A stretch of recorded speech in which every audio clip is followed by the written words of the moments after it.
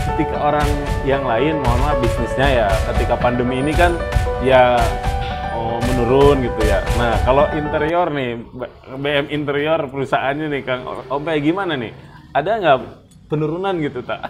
1 minggu awal kita 1 minggu sampai 2 minggu kita ada penurunan, apalagi ketika Pak Jokowi mengumumkan kan bencana darurat gimana lah. 1 minggu 2 minggu awal saya juga bingung saat buka workshop gimana, gak buka gimana anak buah gitu. Cuman ketika ya kita di komunitas ngobrol-ngobrol, ya tadi saya bilang ya udah kita harus pikir aja radikal. Iya.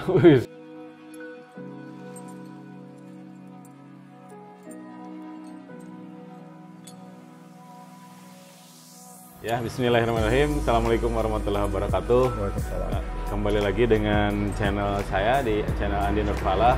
Dan alhamdulillah kita bersyukur kepada Allah, hari ini kita masih diberikan kesehatan. Dan tentunya alhamdulillah hari ini di siang yang begitu alhamdulillah cerah, saya bersilaturahmi dengan, saya tidak akan menyebut saja clue-nya, Ompay. Untuk namanya nanti kita akan ngobrol. Assalamualaikum warahmatullahi wabarakatuh. Waalaikumsalam warahmatullahi wabarakatuh. Bagaimana kabarnya Om? Alhamdulillah sehat. Sehat? Gimana kabar juga Kang Andi nih? Alhamdulillah semuanya dalam kondisi baik-baik saja. Kalau boleh nama lengkapnya, boleh dong teman-teman supaya tahu nih. Nama saya Ferry Weliana Sofyan. Cuman emang teman-teman banyak yang manggilnya Ompay kan. Iya. Jadi tak kenalnya sama Ompay aja. Lebih mudah menyebutnya dan lebih akrab gitunya. Mungkin lebih menjual. Iya. Asli Tasik Om? Insya Allah asli Tasik. Luar biasa. Kalau boleh tahu nih, kan Om dulu SD di mana? Saya SD Citapen 1, SMP 1 Tasik, SMA 1 Tasik, kuliah gak tamat sih. Kuliah di Unpad sama di Unsil. Oh, dua gitunya, ngikutin. Di Unpad dulu setahun terus main band. Main band berarti. Bagian mantan, apa? Mantan. Bagian apa? Megang gitar. Oh, dipegang atau dipetik? Pegang aja deh. Pindah ke Unsil, cuman keburu Krismon. Jadi emang tahun 98 kita terjun ke bidang usaha. Oh, itu setelah kuliah dua kampus itu terlewati gitu? Iya. 98 kan waktu itu Krismon awal ya, awal. Ya karena emang situasi tidak menguntungkan, ya akhirnya kita ikut orang tua. Iya. Tapi nggak sama orang tua, saya dagang sendal. Dagang sendal? Door to door. Oh. Padahal orang tua dagang apa Om? Dagang kayu Kalimantan. Kayu Kalimantan, iya. Om malah dagang sendal gitu. Ya, masalahnya kan didikan orang tua juga. Emang kalau mau duit kerja, kalau mau modal cari gitu kan. Benar kan? Iya. Itu didikan itu sejak kapan disampaikan? Yang ketika mau uang kerja gitu. Sejak kecil atau udah mulai kuliah? Mulai dari SMA kalau nggak salah. Jadi kalau punya sesuatu gak bisa seenaknya minta. Iya. Ngumpulin, terus bantuin. Iya. Nanti dikasih uang. Udah dapat duitnya, kumpulin baru beli gitu kan. Jadi zaman Om waktu SMA biasa bawa mobil, bawa motor ke sekolah nggak? Atau gimana? Jalan kaki. Oh, jalan kaki. Jalan kaki. Deket juga ya? Kalau ke SMA mah sekitar 1 kilo lah. Oh, jalan kaki juga? Jalan kaki lah. Luar biasa tuh. Ya lumayan, hemat. Bukan karena kan kendaraan ada gitu pasti ya? Iya, kendaraan ada, cuman emang dibiasakan aja jalan kaki. Kalau naik angkot jadi lebih jauh lah. Oh iya, gitu muter kan? Gitu. Jadi emang terbiasa jalan kaki. Berarti tahun 98 mulai merintis bisnis? Ya, ibaratnya belajar mungkin ya. Oh iya, masih belajar gitu. Didampingi oleh keluarga atau langsung? Langsung aja sendiri. Dagang sendal, door to door, terus dagang celana pendek. Wah, luar biasa. Masukin ke pasar. Cikurubuk atau pasar Kardis itu? Cikurubuk, Garut sampai Sancang. Pulang ke Tegal Gubuk. Tegal Gubuk beli lagi, masukin lagi Tasik. Lumayan. Lumayan alhamdulillah. Lumayan capek, lumayan pengalaman luar biasa berarti. Sama kolor oge ya pernah gitu kolor. Sama mulai dari jalan kaki sampai bisa rental mobil. Dulu 100.000 per hari. Per hari. Mobil carry. Oh, mobil carry. Carry minibus. Itu teh sandal terus apa? Celana kolor berapa tahun itu? Setahunan lah. Oh, setahunan. Terus nanti dulu serabutan tahun 2000 dipanggil sama kakek masuk ke usaha kayu. Usaha kayu. Cuman gak langsung duduk di meja. Oh. Dijadiin dulu kuli. Kuli ngakut-ngakut gitu. Jadiin kuli, naik jadi kenek. Oh, asli gitu ya, dididik dari untuk tidak main karena punya keturunan apa? Karena emang posisi saya itu ibaratnya cucu yang paling disayang. Oh, disayang. Jadi emang selain kerja saya diistimewakan, tapi urusan kerja gak ada istimewanya. Profesional berarti. Ibadah gitu. Jadi kuli, jadi kenek, jadi supir, terus jadi sekretaris bendahara. Tahun 2002 pegang perusahaan. Karir berarti ya? Ya. Jenjang karir. Satu tahun. Jadi betul-betul dibuat natural gitu ya? Ya maksudnya ya harus tahu dulu gimana jadi kenek ya, jadi kuli gitu, harus merasakan dulu mungkin ya dari kakeknya. Jadi ya mungkin itu satu hal. Yang keduanya juga kita bisa tahu yang namanya pegawai kan selalu ada korupsi ya. Oh ya. Kadang-kadang kalau dilihat dari luar susah nemunya. Tapi kalau kita masuk ke dalam kita tahu di mana lubang kebocorannya gitu. Iya. Jadi emang ketika saya pas naik mimpin perusahaan, ya dengan gampang sistem kita rubah semua. Jadi tahu celah-celahnya mungkin ya, di mana ada peluang dan sebagainya gitu. Tapi emang mungkin yang terpenting adalah bagaimana kita menghargai pegawai. Sebab kalau gimana pun mereka juga kan manusia kan. Iya, betul. Benar nggak? Iya. Jadi gak seenaknya nyuruh. Jadi intinya gini, saya nyuruh, saya juga bisa. Iya. Jadi kalau kita nyuruh, ketika pegawai saya nggak bisa, saya ngomong saya juga bisa. Gitu aja. Iya, betul. Jadi kan ketika pegawai tidak merasa, oh saya paling bisa, pada ya karena ownernya juga bisa gitu ya. Bisa aslinya. Kemudian kalau kita melihat satu pekerjaan, oh ini salah. Pegawai ngomong, oh enggak ini udah betul. Nah kita bisa benar sendiri kan. Betul. Sebab kita tahu ilmunya. Yang keduanya emang ya inilah namanya mental, dididik mental. Yang pertama itu mental kan. Iya. Sesuatu yang didapat dari hasil keringat kita kan akan lebih berharga. Akhirnya emang ya kita pertahankan. Iya. Kalau tahun 2000 nih, itu sudah di Tasik juga? Udah Tasik. 2000 di Tasik. Sampai 2003 saya keluar, saya bikin usaha sendiri, jadi supplier kayu Kalimantan ke Bandung, ke Jakarta, ke Surabaya, Jogja. Cuman ya sayangnya itulah kita pakai dana yang jadi lumayan gitu ya, ada proses panjang yang pengiriman barang mah luar biasa, tapi qadarullah gitu ya, ada proses yang sehingga terjadilah masalah gitu ya. Sehingga sampai mengalami kebangkrutan atau gimana? Tahun 2003 saya nikah, punya usaha itu. 2004 saya punya hutang waktu itu 270 juta. Wah, 270 juta untuk tahun itu kan besar sekali. Bisa mobil 3 mungkin ya. 2. Ya. Tapi kalau rokok itu marbol itu 1000. Oh, satu bungkus itu. 1.500 lah. Berarti sekarang kan udah 30. 30. Wah, berarti sekitar 20 kali lipat 5M gitu ya. Alhamdulillah abang 1 tahun bisa beres, balik lagi. Capek. Ke kayu atau ke kayu. Sampai tahun 2006. 2006 karena kakek meninggal, perusahaan dibubarin, saya bikin perusahaan kayu kecil di Burujul.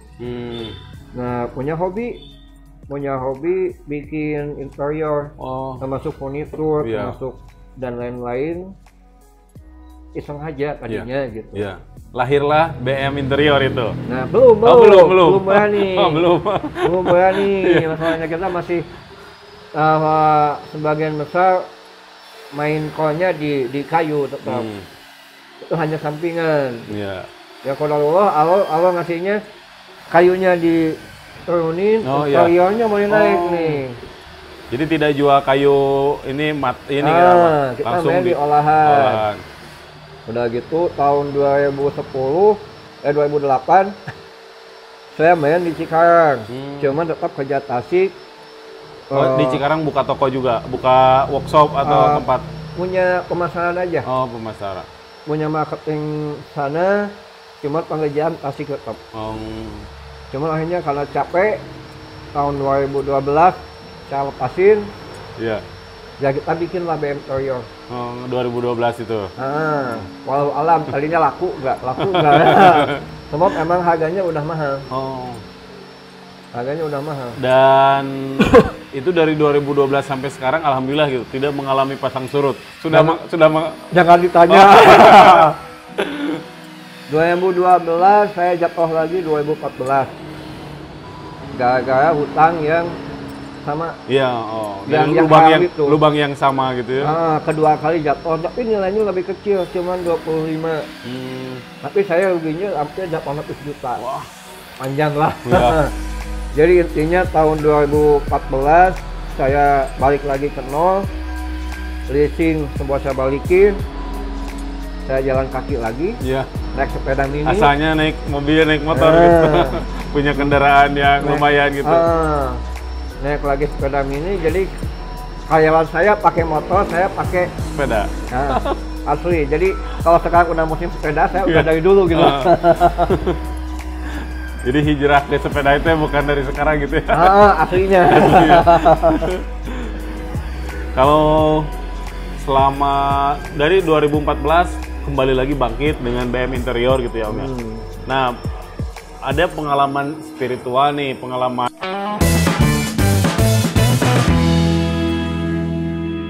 yang membuat saya sudah yakin nih di bisnis gitu, mau kemana-mana deh gitu. Nah, milih deh anu lain, barangkali saya percobaan, pernah nggak uji coba bisnis yang lain gitu? Sebenarnya emang pada waktu awal-awal kita menikah tahun 2003 saya pernah punya bisnis makanan, bisnis pakaian juga. Cuman karena emang itu kebetulan istri saya yang pegang, saya kurang paham akhirnya. Jadi saya anggap itu kan pemasukan buat istri aja. Itu bukan hak saya gitu. Saya cuma bantu-bantu doang. Makanya emang saya nggak tertarik ke bisnis lain. Tapi semenjak 2014, semenjak namanya hijrah. Namanya hijrah, kita mulai lagi dengan segala macam jatuh bangun dan lain-lainnya lah. Alhamdulillah Allah kasih kemudahan. 2015 kita bisa lagi berlari gitu. Dan kantor sudah di sini, di Jalan Ahmad Yani. 2015 kita mundur dulu ke belakang. Saya sebut satu langkah dulu ke belakang. Melangkah untuk mundur untuk maju mungkin. Ya, itu. Tahun 2015 saya pindah lagi ke Buluju waktu saya kecil. Bertahan dulu. Setahun di sana langsung sini. Dan ini milik sendiri juga ya? Belum. Sekarang masih penjajakan mungkin, mudah-mudahan ya. Mudah-mudahan ini menjadi milik pribadi gitu ya.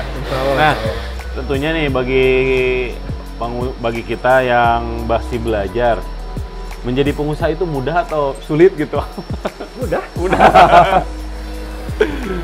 Gak ada sulitnya. Asal jadi, kuat mental. Kuat mental. Jadi mental yang harus diperkuat, bukan modal. Kalau kata orang Sunda kan bilang modal nuturkeun. Ya intinya mental mah nuturkeun gitu kan. Jadi mental mah moal ningali wajah gitu nya. Wah, ieu mah cenah pantas jadi pengusaha gitu. Eta emang prinsipnya kalau kayak gini Kang, prinsip saya ujian untuk anak SMP gak bakal dikasih ke anak kelas 1 SD kan. Jadi benar kalau yang di Facebook banyak bilang siapin dulu wadahnya. Wadahnya udah siap, nanti Allah kasih. Iya. Dengan catatan pakai hukum Islam di dalamnya. Jangan pakai usaha dagang berprinsip Islam, tapi harta modalnya dari taulah. Iya. Ya itu aja, bikin sesuatu aja bersih, hasilnya juga asik gitu kan. Iya. Jadi prosesnya harus betul-betul dijaga gitu ya. Iya. Jangan main gabret gitu. Bahasa Jerman mah ya. Oke, teman-teman semuanya tentunya ketika jadi sekarang mah sudah fix ya di pengusaha gitu, dan satu bisnisnya untuk saat ini satu gitu, ada lagi yang lain seperti tadi dagang sandal lagi, ada berminat dagang sandal lagi gitu? Kayaknya enggak. Sebenarnya gini, kita kan di bidang interior kan, jadi emang bukan furnitur itu salah satu bagian dari interior kan. Nah ini juga kita udah memakai panel-panel lain. Belum kita pakai yang di luar kota. Jadi ternyata satu ini juga belum ini semua gitu. Terlayani juga belum Emang kita sekarang lagi menyiapkan suatu sistem di mana semuanya kita punya struktur yang bagus, jauh SOP-nya yang bagus gitu. Sehingga emang kayak orderan di luar kota bisa kita handle dengan baik, apalagi di masa pandemi kayak gini, betul. Kan. Juga emang ya mungkin saat ini saya diem, tapi sebenarnya saat ini 3 titik sedang pengerjaan. Sedang proses pengerjaan. Jadi kadang-kadang ya, saya mohon maaf kalau Kang Ali agak susah, bukannya kita mau gimana. Memang sibuk gitu. Ya mungkin memang alhamdulillah gitu ya. Namanya bakat. Oh ya, bakat. Bakat yang butuh. Jadi ketika orang yang lain, mohon maaf bisnisnya ya, ketika pandemi ini kan ya menurun gitu ya. Nah kalau interior nih, BM Interior perusahaannya nih Kang Om, gimana nih? Ada nggak penurunan gitu tak? 1 minggu awal kita 1 minggu sampai 2 minggu kita ada penurunan, apalagi ketika Pak Jokowi mengumumkan kan bencana darurat gimana lah. 1 minggu 2 minggu awal saya juga bingung sempat buka workshop gimana, gak buka gimana anak buah gitu. Cuman ketika ya kita di komunitas ngobrol-ngobrol, ya tadi saya bilang ya udah kita berpikir aja radikal. Iya. Iya radikal kan? Gitu ya, radikal. Orang lain pada motong-motong pada ngasih diskon gede, saya nggak mau, ya udah. Sebab kan kalau kita ngasih diskon gede, labanya dikit. Iya. Kita nggak ada buat hidup namanya. Yang kedua proporsional juga. Iya.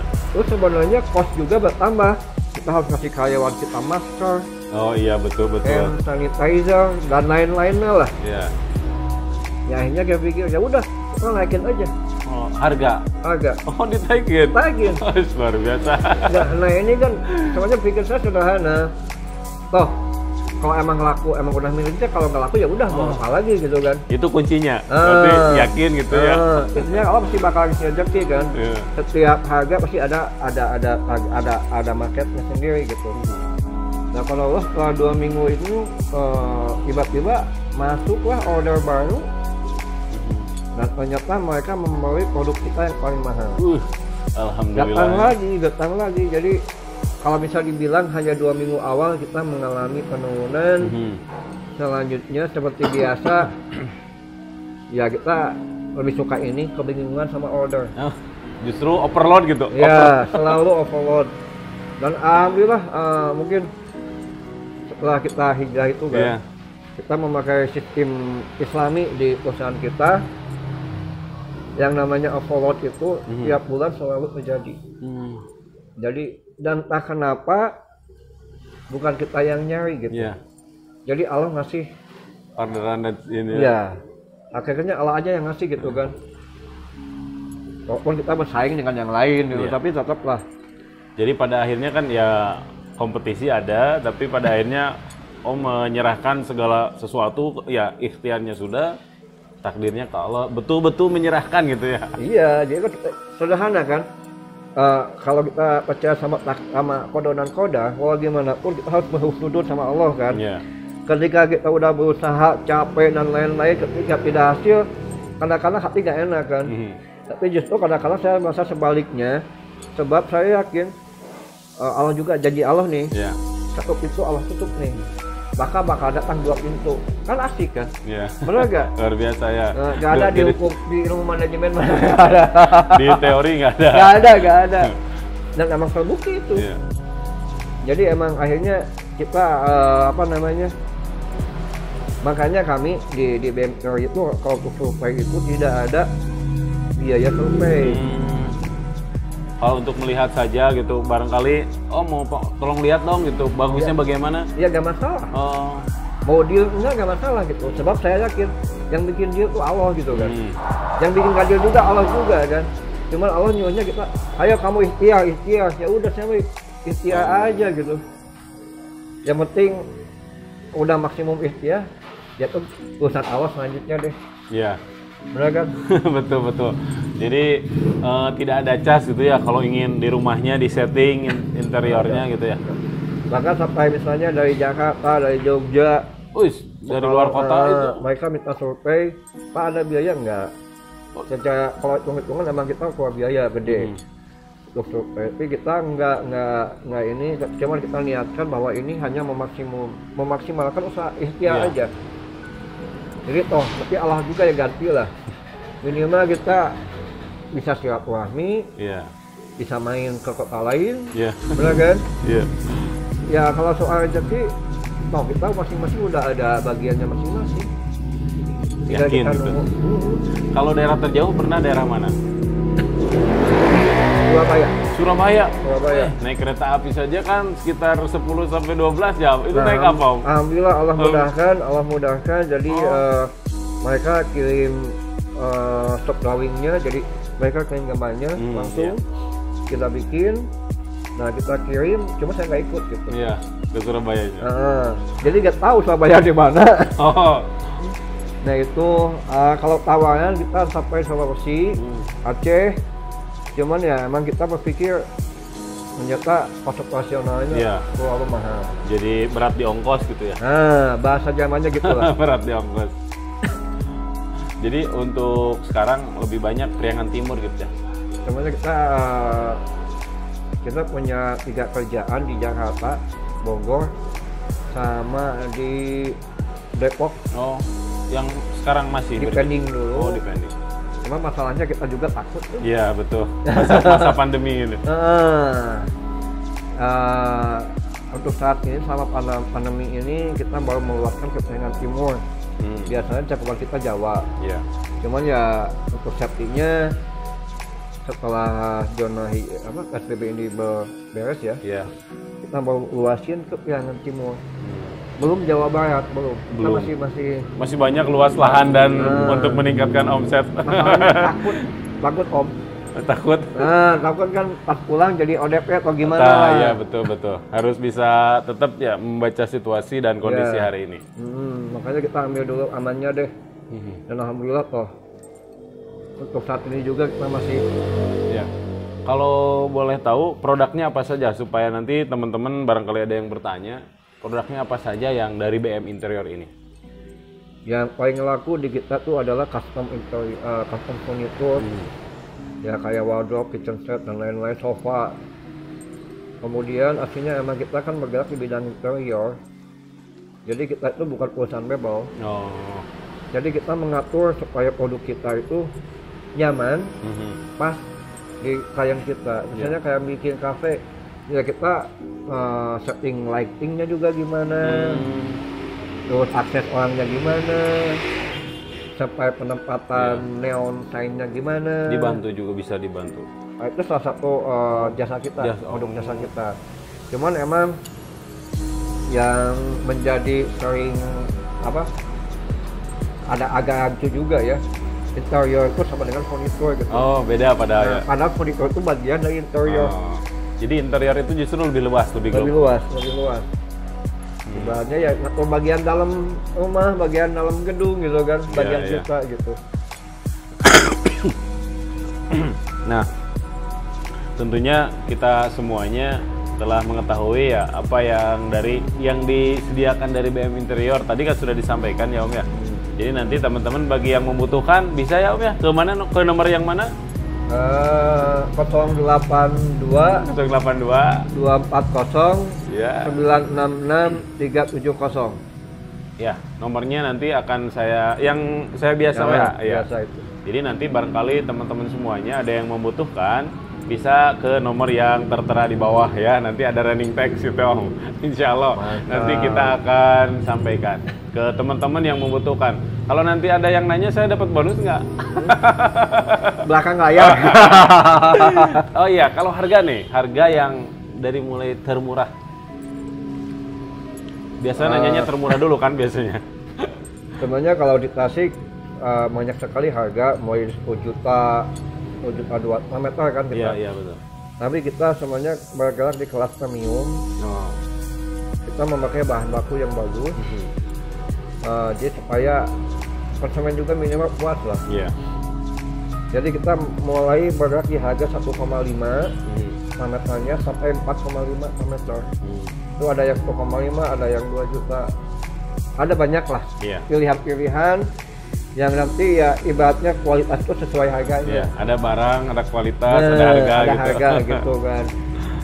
Cuman kalau untuk bergerak di bidang di bawah itu saya gak mau, karena ya ibaratnya kalau harganya murah, berarti bahannya juga murah. Kan?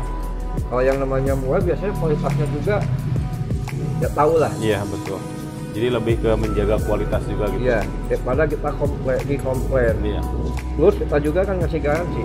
Oh iya, berapa tahun atau 1 gimana? tahun. Oh 1 tahun. 1 tahun. Oh jadi tetap gitu ya Om ya. Kenapa milih yang premium ya tetap untuk menjaga kualitas. Iya. Ada harga, ada barang, ada kualitas juga, ada garansi gitu. Jadi jangan takut jangan khawatir. Kalau barang nanti baru 1 bulan atau 1 hari nanti ada garansi. Bahkan untuk daerah luar kota juga walaupun aksesnya copot, kita kirim pegawai cuma buat nyekruk. Itu salah satu servis kita. Pokoknya servis excellent gitu ya, pelayanan memuaskan gitu. Insya Allah, mudah-mudahan. Ya, alhamdulillah teman-teman semuanya. Tentunya kenapa saya hari ini datang ke beliau, semoga bisa menjadikan inspirasi atau memberikan manfaat gitu ya. Amin. Kan mungkin ke depan kita akan gali lebih dalam lagi terkait jatuh bangunnya gitu. Wah ini aku terjatuh lagi, gitu kan. Terjatuhnya tadi lebih dari 1 kali sepertinya gitu. Nah itu kita akan gali lagi di kesempatan waktu yang lain.